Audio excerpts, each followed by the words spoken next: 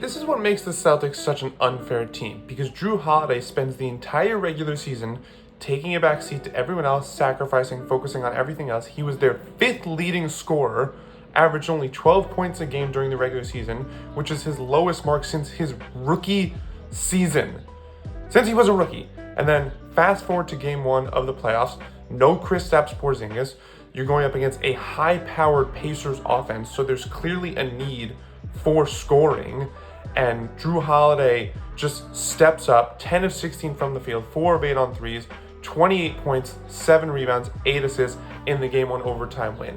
Like, just what a luxury it is for Boston that your fifth leading scorer during the regular season is a multi-time All-Star NBA champion who could give you 20 plus points on any given night.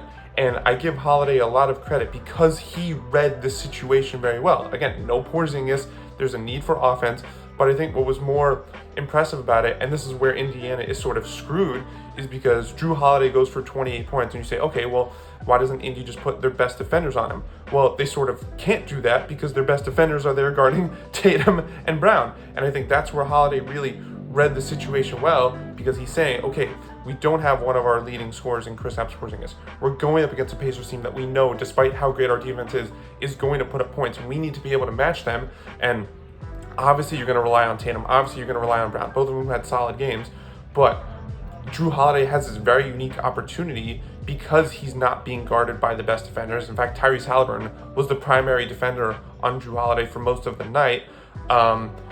You have this unique opportunity to have a favorable matchup to go out and score a lot of points.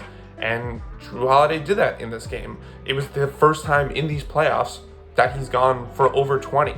And so it's this insane luxury to have for Boston, where one of your, I don't even want to call him an other guy because he's so much better than that, but to have this guy who literally, he has no problem only averaging 12 points, just focusing on like running the show and playing great defense and hustle and all that stuff, just fitting in.